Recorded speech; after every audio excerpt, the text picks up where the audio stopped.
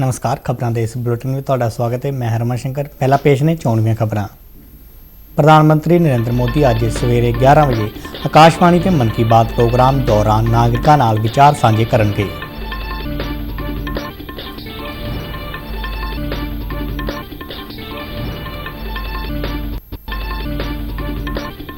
विदेश मंत्री एस जयशंकर ने अतवाद नूं मनुखता लई सब तो वड्डा अते गंभीर खतरा दस्सिया।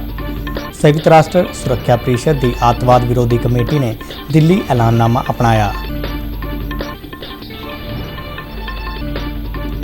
पंजाब दीआं मंडियां विच हुण तक 105 लाख मीट्रिक टन तो वध झोने की आमद।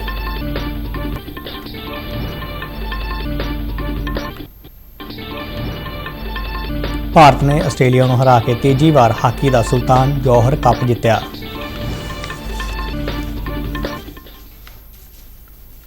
ते हुण खबरां विस्तार नाल। प्रधानमंत्री नरेंद्र मोदी अज सवेरे 11 बजे आकाशवाणी ते मन की बात प्रोग्राम दौरान देशवासियों नाल अपने विचार साझे करनगे। आकाशवाणी के इस महीनावार प्रोग्राम की यह 94वीं कड़ी होगी। इस प्रोग्राम का प्रसारण आकाशवाणी और दूरदर्शन के समूचे नैटवर्क, आकाशवाणी समाचार की वैबसाइट और news on AIR mobile app से किया जाएगा। आकाशवाणी समाचार, दूरदर्शन समाचार, प्रधानमंत्री दफ्तर और सूचना ते प्रसारण मंत्रालय के YouTube चैनलों पर भी इसका सीधा प्रसारण किया जाएगा। आकाशवाणी ते हिंदी प्रसारण के तुरंत बाद खेतरी भाषावां विच भी मन की बात प्रोग्राम प्रसारित किया जाएगा। प्रधानमंत्री नरेंद्र मोदी अज गुजरात के वडोदरा में भारतीय हवाई फौज लई C-295 MV ट्रांसपोर्ट जहाज विनिर्माण प्रोजैक्ट का नींह पत्थर रखणगे। रक्षा मंत्री राजनाथ सिंह, शहरी हवाबाजी मंत्री ज्योतिरादित्य सिंधिया और गुजरात के मुख्यमंत्री भुपिंदर भाई पटेल भी इस मौके पर मौजूद रहेंगे। ये अपनी किस्म का एक पहला प्रोजैक्ट है जिस विच फौजी जहाज़ का विनिर्माण एक निजी कंपनी करेगी। ये जहाज़ गैर फौजी मंतव लई भी वरतों विच लिआंदा जा सकता है। इस अत्याधुनिक ट्रांसपोर्ट जहाज़ की समर्था 5 तो 10 टन होगी। यह भारतीय हवाई फौज के पुराने एवरो जहाज़ की थां लवेगा। रक्षा सकत्तर डॉक्टर अजय कुमार ने दस्सिया कि पहले 16 जहाज़ सितंबर 2023 तो अगस्त 2025 विचाले मिल जाएंगे। देश में बनया पहला जहाज़ सितंबर 2026 तक मिल सकता है। इस पूरे प्रोजैक्ट की लागत 21,935 करोड़ रुपए होगी। ये ट्रांसपोर्ट विनिर्माण प्रोजैक्ट हवाबाजी खेत्र में आत्मनिर्भरता वाल एक महत्वपूर्ण कदम होगा और इस नाल मेक इन इंडिया पहल नूं उत्साह मिलेगा। संयुक्त राष्ट्र सुरक्षा परिषद की अतवाद विरोधी कमेटी ने दिल्ली ऐलाननामे को अपना लिया है और अतवाद विरुद्ध सिफर सहनशीलता का सद्दा दिता है। नवी दिल्ली विखे हुई कमेटी की विशेष मीटिंग दौरान अतवादी मंतवां लई नवीं और उभरतियां तकनीकों की वरतों की रोकथाम लई दिल्ली ऐलाननामे को अपनाया गया है। कमेटी ने सारे मैंबर देशों को अतवाद का टाकरा, कौमांतरी कानूनों का अमल और कौमांतरी रिफ्यूजी कानून की पालना को यकीनी बनाने लई कहा। कमेटी ने कहा कि हरेक तरह के अतवाद को तुरंत प्रभावी अमल राही रोकया जाना जरूरी है। दिल्ली ऐलाननामे मुताबक अतवाद का संबंध किसी धर्म, कौमीयत, सभ्यता और किसी वर्ग विशेष नाल नहीं है। इस विच अतवाद की पुस्तपनाही और रोकथाम लई ढुकवें कदम चुकण बारे भी चानना पाया गया है। ऐलाननामे विच अतवाद को कौमांतरी शांति और सुरक्षा लई गंभीर खतरा मन्निया गया है।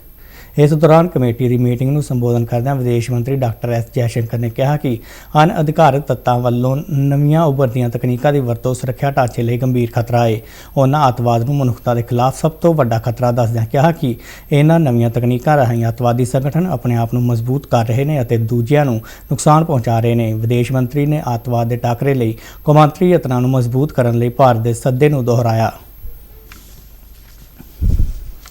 केंद्र सरकार ने घरेलू बाजार में उपलब्धता और कीमतों को कंट्रोल करने लई खंड की बरामद ते पाबंदी 1 साल लई वधा दी है। विदेश व्यापार डायरैक्टरेट वालों जारी हुक्मां मुताबक यह पाबंदी 31 अक्तूबर 2023 तक लागू रहेगी। इस तो पहला खंड की बरामद से 31 अक्तूबर 2022 तक रोक लगाई गई सी। वधदी महंगाई दौरान भारत में खंड दी कीमतों को स्थिर रखने लई सरकार कई यत्न कर रही है। विदेश व्यापार डायरैक्टरेट मुताबक यह पाबंदियां अमरीका और यूरोपीय संघ में बरामद की जाने वाली खंड से लागू नहीं होणगीਆਂ। पंजाब दीआं ਵੱਖ-ਵੱਖ मंडियां में हुण तक 105 लाख मीट्रिक टन तो वध झोने की आमद हुई है। इस विचों 104 लाख मीट्रिक टन झोने की सरकारी खरीद की जा चुकी है। खुराक ते सिविल सप्लाई मंत्री लाल चंद कटारू जट ने दस्सिया कि इस फसल ਲਈ भुगतान ਅਤੇ लिफ्टिंग भी नालों नाल हो रही है। उन्होंने कहा कि किसानों को तकरीबन 15,400 करोड़ रुपए जारी किए जा चुके हैं और 2,000 करोड़ रुपए होर अदायगी ਲਈ मंजूर किए गए हैं।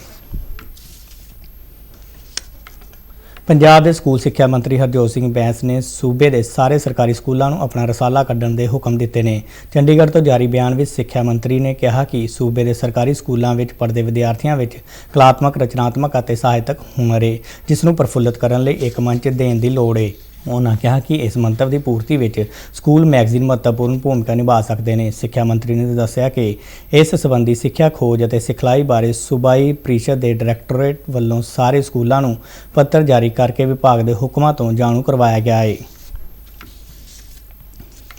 BSF ਦੇ ਵਧੀਕ DG ਪੱਛਮੀ ਕਮਾਨ VP ਰਾਮਾ ਸ਼ਾਸਤਰੀ ਨੇ ਕਿਹਾ ਹੈ ਕਿ ਕੌਮਾਂਤਰੀ ਸਰਹੱਦ ਤੇ ਪਾਕਿਸਤਾਨ ਵਾਲੇ ਪਾਸਿਓਂ ਡਰੋਨ ਦੀਆਂ ਵੱਧਦੀਆਂ ਘਟਨਾਵਾਂ ਨਾਲ ਨਜਿੱਠਣ ਲਈ ਨਵੀਆਂ ਤਕਨੀਕਾਂ ਅਪਣਾਈਆਂ ਜਾ ਰਹੀਆਂ ਨੇ। ਅਟਾਰੀ ਸਰਹੱਦ ਤੇ ਪੱਤਰਕਾਰਾਂ ਵੱਲੋਂ ਡਰੋਨ ਦੇ ਵੱਧਦੇ ਖਤਰੇ ਸੰਬੰਧੀ ਪੁੱਛੇ ਗਏ ਇੱਕ ਸਵਾਲ ਦੇ ਜਵਾਬ ਵਿੱਚ ਉਹਨਾਂ ਇਹ ਗੱਲ ਆਖੀ।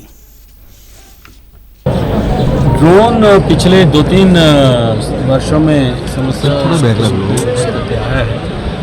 उसका हम टेक्नोलॉजी और कन्वेंशनल हमारे कॉम्बिनेशन स्ट्रैटेजी दोनों को प्रयोग करके उसको मीट कर रहे हैं इस चैलेंज को। और प्रीवियसली आप देखे होंगे कि पिछले 10-15 दिन में 3 बार ड्रोन गिराया गया है। और जैसे हमारा पूर्व का अनुभव है तो उसको फ़ायदा लेते हुए नए नए स्ट्रैटेजीज का ईजाद कर रहे हैं, जिससे हमको कामयाबी भी मिलती है।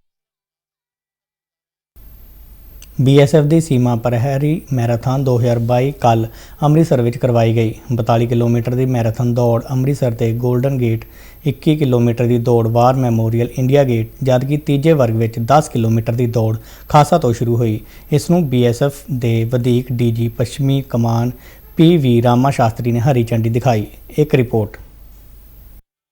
ਮੈਰਾਥਨ ਵਿੱਚ ਹਿੱਸਾ ਲੈਣ ਲਈ ਪੂਰੇ ਉਤਸ਼ਾਹ ਨਾਲ ਤਿਆਰ ਵੱਖ-ਵੱਖ ਉਮਰ ਵਰਗ ਦੇ ਇਹ ਲੋਕ।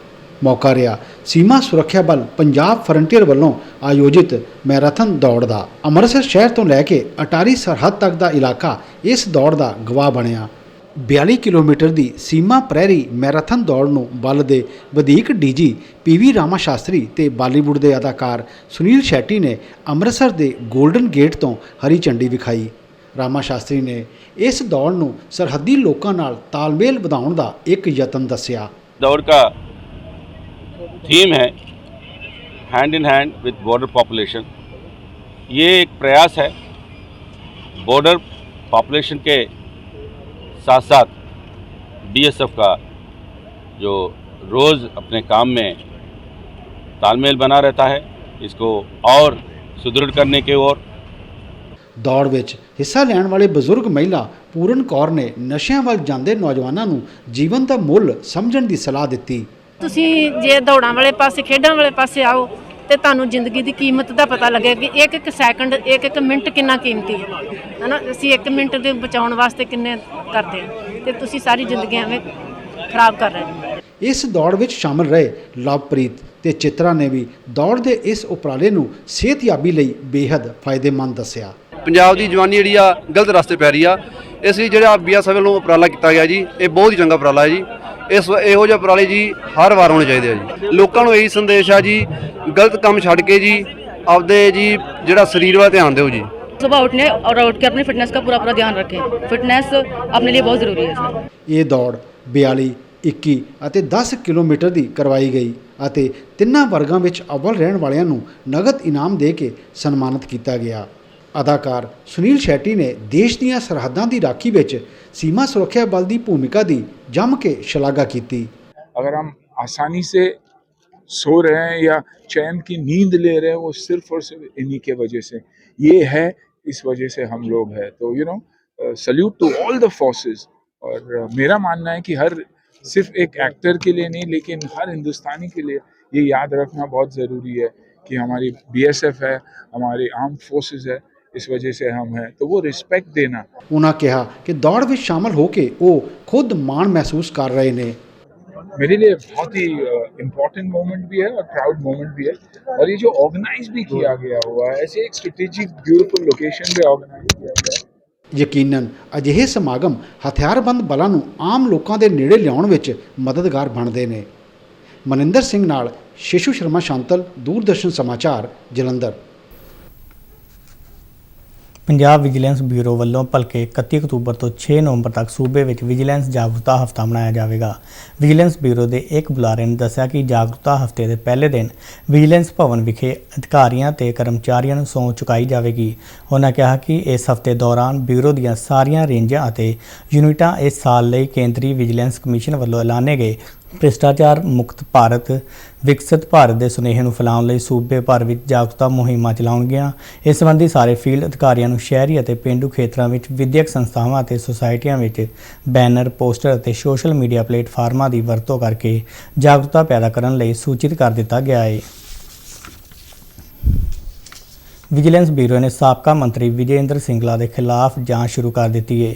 ਸੂਤਰਾਂ ਵੱਲੋਂ ਦਿੱਤੀ ਗਈ ਜਾਣਕਾਰੀ ਮੁਤਾਬਕ ਵਿਜੀਲੈਂਸ ਸਾਬਕਾ ਮੰਤਰੀ ਦੇ ਖਿਲਾਫ ਸਰੋਤਾਂ ਤੋਂ ਵੱਧ ਆਮਦਨੀ ਦੇ ਮਾਮਲਿਆਂ ਵਿੱਚ ਜਾਂਚ ਕਰ ਰਹੀ ਹੈ ਅਤੇ ਉਹਨਾਂ ਦੇ ਆਮਦਨੀ ਅਸਾਸਿਆਂ ਦੀ ਪੜਤਾਲ ਕੀਤੀ ਜਾ ਰਹੀ ਹੈ। ਵਿਜੀਲੈਂਸ ਦਾ ਕਹਿਣਾ ਹੈ ਕਿ ਜਾਂਚ ਪੂਰੀ ਹੋਣ ਤੋਂ ਬਾਅਦ ਅਗਲੀ ਕਾਰਵਾਈ ਕੀਤੀ ਜਾਵੇਗੀ। ਪੰਜਾਬ ਪ੍ਰਦੂਸ਼ਣ ਕੰਟਰੋਲ ਬੋਰਡ ਨੇ ਬੀਤੇ ਦਿਨ ਸਾਹਿਬਜ਼ਾਦਾ ਅਜੀਤ ਸਿੰਘ ਨਗਰ ਵਿਖੇ ਪਰਾਲੀ ਨੂੰ ਅੱਗ ਨਾ ਲਾ ਕੇ ਵਾਤਾਵਰਣ ਬਚਾਉਣ ਬਾਰੇ ਪੰਜਾਬ ਭਰ ਦੇ ਤਕਰੀਬਨ 150 ਕਿਸਾਨਾਂ ਨੂੰ ਸਨਮਾਨਿਤ ਕੀਤਾ। ਕਿਸਾਨ ਵਿਕਾਸ ਚੈਂਬਰ ਵਿਖੇ ਕਰਵਾਏ ਗਏ ਇਸ ਵਿਸ਼ੇਸ਼ ਸਮਾਗਮ ਦੌਰਾਨ ਉਹਨਾਂ ਕਿਸਾਨਾਂ ਨੂੰ ਸਨਮਾਨਿਤ ਕੀਤਾ ਗਿਆ ਜਿਨ੍ਹਾਂ ਨੇ ਪਿਛਲੇ 5 ਸਾਲਾਂ ਦੌਰਾਨ ਆਪਣੇ ਖੇਤ ਵਿੱਚ ਪਰਾਲੀ ਨੂੰ ਅੱਗ ਨਹੀਂ ਲਗਾਈ। ਪੰਜਾਬ ਵਿਧਾਨ ਸਭਾ ਦੇ ਸਪੀਕਰ ਕੁਲਤਾਰ ਸਿੰਘ ਸੰਧਵਾ ਨੇ ਅਤੇ ਕੈਬਨਿਟ ਮੰਤਰੀ ਗੁਰਮੀਤ ਸਿੰਘ ਮੀਥੇਰ ਨੇ ਸਮਾਗਮ ਨੂੰ ਸੰਬੋਧਨ ਕੀਤਾ। ਸੰਧਵਾ ਨੇ ਕਿਸਾਨਾਂ ਨੂੰ ਅਪੀਲ ਕੀਤੀ ਕਿ ਵਾਤਾਵਰਣ ਨੂੰ ਸਾਫ਼ ਸੁਥਰਾ ਅਤੇ ਪ੍ਰਦੂਸ਼ਣ ਮੁਕਤ ਬਣਾਉਣ ਲਈ ਆਪਣਾ ਯੋਗਦਾਨ ਦੇਣ। ਜ਼ਮੀਨ ਦੀ ਉਪਜਾਊ ਸ਼ਕਤੀ ਤੇ ਅੱਗ ਦੇ ਹੋਣ ਵਾਲੇ ਮਾੜੇ ਅਸਰ ਦਾ ਜ਼ਿਕਰ ਕਰਦਿਆਂ ਉਹਨਾਂ ਕਿਹਾ ਕਿ ਇਸ ਨਾਲ ਸੂਖਮ ਜੀਵ ਅਤੇ ਜ਼ਮੀਨ ਦੀ ਜੈਵਿਕ ਗੁਣਵੱਤਾ ਦਾ ਨੁਕਸਾਨ ਹੁੰਦਾ ਹੈ ਅਤੇ ਮਿੱਤਰ ਕੀੜੇ ਵੀ ਨੁਕਸਾਨੇ ਜਾਂਦੇ ਨੇ। ਗੁਰਮੀਤ ਸਿੰਘ ਮੀਥੇਰ ਨੇ ਕਿਹਾ ਕਿ ਨੌਜਵਾਨ ਪੀੜ੍ਹੀ ਵਾਤਾਵਰਣ ਨੂੰ ਲੈ ਕੇ ਸੁਚੇਤ ਹੋ ਰਹੀ ਹੈ ਅਤੇ ਹਰਿਆਵਲ ਮੁਹਿੰਮ ਤਹਿਤ ਬੂਟੇ ਲਗਾਉਣ ਵਿੱਚ ਉਤਸ਼ਾਹ ਦਿਖਾ ਰਹੀ ਹੈ। ਜਲੰਧਰ ਜ਼ਿਲ੍ਹੇ ਦੇ ਸ਼ਾਹਕੋਟ ਕਸਬੇ ਦੇ ਮਾਨਕ ਪਿੰਡ ਦੇ ਯੁਵਕ ਸੇਵਾਵਾਂ ਕਲੱਬ ਵੱਲੋਂ 16ਵਾਂ ਸਮੂਹਿਕ ਸ਼ਾਦੀ ਸਮਾਗਮ ਕੱਲ੍ਹ ਕਰਵਾਇਆ ਗਿਆ। ਸੰਸਥਾ ਦੇ ਪ੍ਰਧਾਨ ਸੇਵਾ ਮੁਕਤ SSP ਕੁਲਵਿੰਦਰ ਸਿੰਘ ਧਿਆੜਾ ਸਮੇਤ ਕਈ ਹੋਰ ਪਤਵੰਤੇ ਇਸ ਮੌਕੇ ਹਾਜ਼ਰ ਰਹੇ। ਇਸ 16ਵੇਂ ਵਿਆਹ ਸਮਾਗਮ ਦੌਰਾਨ 21 ਧੀਆਂ ਦੀਆਂ ਡੋਲੀਆਂ ਤੋਰੀਆਂ ਗਈਆਂ। ਕੁਲਵਿੰਦਰ ਸਿੰਘ ਧਿਆੜਾ ਨੇ ਕਿਹਾ ਕਿ ਸਮੂਹ ਪ੍ਰਵਾਸੀ ਭਾਰਤੀਆਂ ਤੇ ਇਲਾਕੇ ਦੇ ਲੋਕਾਂ ਨੇ ਇਸ ਵਿਆਹ ਸਮਾਗਮ ਵਿੱਚ ਸਹਿਯੋਗ ਦਿੱਤਾ। ਪਿੰਡ ਵਾਸੀਆਂ ਨੇ ਵੱਖ-ਵੱਖ ਕਮੇਟੀਆਂ ਬਣਾ ਕੇ ਮਹਿਮਾਨਾਂ ਅਤੇ ਬਰਾਤੀਆਂ ਦਾ ਸਵਾਗਤ ਕੀਤਾ।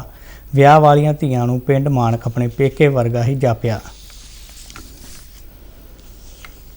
ਭਾਰਤੀ ਹਾਕੀ ਟੀਮ ਨੇ ਆਸਟ੍ਰੇਲੀਆ ਨੂੰ ਪੈਨਲਟੀ ਸ਼ੂਟ ਆਊਟ ਵਿੱਚ 5-4 ਦੇ ਫਰਕ ਨਾਲ ਹਰਾ ਕੇ ਤੀਜੀ ਵਾਰ ਸੁਲਤਾਨ ਜੌਹਰ ਕੱਪ ਆਪਣੇ ਨਾਂ ਕੀਤਾ ਹੈ। ਮਲੇਸ਼ੀਆ ਵਿੱਚ ਖੇਡੇ ਗਏ 10ਵੇਂ ਸੁਲਤਾਨ ਜੌਹਰ ਕੱਪ ਦੇ ਫਾਈਨਲ ਮੁਕਾਬਲੇ ਵਿੱਚ ਨਿਰਧਾਰਤ ਸਮੇਂ ਵਿੱਚ ਦੋਵੇਂ ਟੀਮਾਂ 1-1 ਦੀ ਬਰਾਬਰੀ ਤੇ ਰਹੀਆਂ ਅਤੇ 30 ਮਿੰਟਾਂ ਦੇ ਵਾਧੂ ਸਮੇਂ ਵਿੱਚ ਵੀ ਕੋਈ ਵੀ ਟੀਮ ਜੇਤੂ ਗੋਲ ਨਾ ਕਰ ਸਕੀ।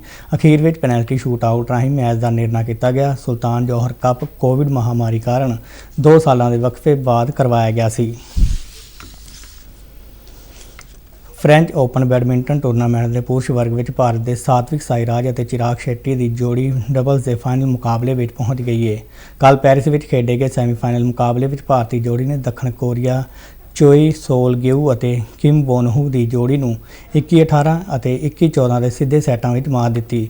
ਸਾਤਵਿਕ ਅਤੇ ਚਿਰਾਗ ਦੀ ਜੋੜੀ ਦਾ ਫਾਈਨਲ ਮੁਕਾਬਲਾ ਚੀਨੀ ਤਾਈਪੇ ਲੂ ਚਿੰਗ ਅਤੇ ਯਾਂਗ ਭੋ ਦੀ ਜੋੜੀ ਨਾਲ ਹੋਵੇਗਾ। T20 ਵਿਸ਼ਵ ਕੱਪ ਦੇ ਕੱਲ੍ਹ ਖੇਡੇ ਗਏ ਮੈਚ ਵਿੱਚ ਨਿਊਜ਼ੀਲੈਂਡ ਨੇ ਸ਼੍ਰੀਲੰਕਾ ਨੂੰ 65 ਦੌੜਾਂ ਦੇ ਫਰਕ ਨਾਲ ਹਰਾਇਆ। ਸਿਡਨੀ ਕ੍ਰਿਕਟ ਮੈਦਾਨ ਵਿੱਚ ਖੇਡੇ ਗਏ ਇਸ ਮੈਚ ਵਿੱਚ ਨਿਊਜ਼ੀਲੈਂਡ ਨੇ ਪਹਿਲਾਂ ਬੱਲੇਬਾਜ਼ੀ ਕਰਦਿਆਂ ਮਿੱਥੇ 20 ਓਵਰਾਂ ਵਿੱਚ 7 ਖਿਡਾਰੀਆਂ ਦੇ ਨੁਕਸਾਨ ਤੇ 167 ਦੌੜਾਂ ਬਣਾਈਆਂ। ਨਿਊਜ਼ੀਲੈਂਡ ਵੱਲੋਂ ਗੈਲਨ ਫਿਲਿਪਸ ਨੇ ਸ਼ਾਨਦਾਰ 104 ਦੌੜਾਂ ਦਾ ਯੋਗਦਾਨ ਦਿੱਤਾ। 168 ਦੌੜਾਂ ਦੇ ਟੀਚੇ ਦਾ ਪਿੱਛਾ ਕਰਨ ਮੈਦਾਨ ਵਿੱਚ ਉਤਰੀ ਸ਼੍ਰੀਲੰਕਾ ਦੀ ਟੀਮ ਦੀ ਸ਼ੁਰੂਆਤ ਬੇहद ਮਾੜੀ ਰਹੀ ਅਤੇ ਉਸ ਦੇ ਪਹਿਲੇ 4 ਬੱਲੇਬਾਜ਼ਾਂ ਵਿੱਚੋਂ 2 ਬੱਲੇਬਾਜ਼ ਬਿਨਾਂ ਕੋਈ ਰਨ ਬਣਾਏ ਆਊਟ ਹੋ ਗਏ ਅਤੇ ਪੂਰੀ ਟੀਮ 102 ਦੌੜਾਂ ਬਣਾ ਕੇ ਆਊਟ ਹੋ ਗਈ। ਸ਼੍ਰੀਲੰਕਾ ਦੇ ਕੇਵਲ 2 ਬੱਲੇਬਾਜ਼ ਹੀ ਦਹਾਈ ਦੇ ਅੰਕੜੇ ਦਾ ਰਨ ਤੱਕ ਬਣਾ ਸਕੇ। ਸੁਪਰ 12 ਦੇ ਗਰੁੱਪ 2 ਵਿੱਚ ਅੱਜ ਭਾਰਤ ਦਾ ਮੁਕਾਬਲਾ ਦੱਖਣ ਅਫਰੀਕਾ ਨਾਲ ਹੋਵੇਗਾ। ਇਹ ਮੈਚ ਸ਼ਾਮ 4:30 ਵਜੇ ਖੇਡਿਆ ਜਾਵੇਗਾ। ਇਸ ਤੋਂ ਇਲਾਵਾ ਇੱਕ ਹੋਰ ਮੈਚ ਵਿੱਚ ਪਾਕਿਸਤਾਨ ਅਤੇ ਨੀਦਰਲੈਂਡ ਦੀਆਂ ਟੀਮਾਂ ਆਮੋ ਸਾਹਮਣੇ ਹੋਣਗੀਆਂ। ਖਬਰਾਂ ਦੇ ਬੁਲਟਨ ਸਾਡੇ ਦਰਸ਼ਕ RNU DDK ਜਲੰਧਰ ਦੇ YouTube ਚੈਨਲ, Facebook ਪੇਜ ਅਤੇ Twitter ਹੈਂਡਲ ਤੇ ਵੀ ਦੇਖ ਸਕਦੇ ਨੇ। ਬੁਲਟਨ ਦੇ ਅਖੀਰ ਵਿੱਚ ਆਉਣੀਆਂ ਖਬਰਾਂ ਇੱਕ ਵਾਰ ਫਿਰ ਤੋਂ। ਪ੍ਰਧਾਨ ਮੰਤਰੀ ਨਰਿੰਦਰ ਮੋਦੀ ਅੱਜ ਸਵੇਰੇ 11 ਵਜੇ ਆਕਾਸ਼ਵਾਣੀ ਤੇ ਮਨ ਕੀ ਬਾਤ ਪ੍ਰੋਗਰਾਮ ਦੌਰਾਨ ਨਾਗਰਿਕਾਂ ਨਾਲ ਵਿਚਾਰ ਸਾਂਝੇ ਕਰਨਗੇ। ਵਿਦੇਸ਼ ਮੰਤਰੀ S ਜੈਸ਼ੰਕਰ ਨੇ ਅੱਤਵਾਦ ਨੂੰ ਮਨੁੱਖਤਾ ਲਈ ਸਭ ਤੋਂ ਵੱਡਾ ਅਤੇ ਗੰਭੀਰ ਖਤਰਾ ਦੱਸਿਆ। ਸੰਯੁਕਤ ਰਾਸ਼ਟਰ ਸੁਰੱਖਿਆ ਪਰਿਸ਼ਦ ਦੀ ਅੱਤਵਾਦ ਵਿਰੋਧੀ ਕਮੇਟੀ ਨੇ ਦਿੱਲੀ ਐਲਾਨਨਾਮਾ ਅਪਣਾਇਆ।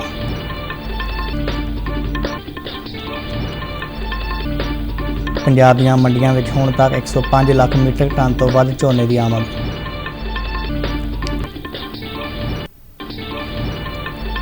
ਭਾਰਤ ਨੇ ਆਸਟ੍ਰੇਲੀਆ ਨੂੰ ਹਰਾ ਕੇ ਤੀਜੀ ਵਾਰ ਹਾਕੀ ਦਾ ਸੁਲਤਾਨ ਜੌਹਰ ਕੱਪ ਜਿੱਤਿਆ।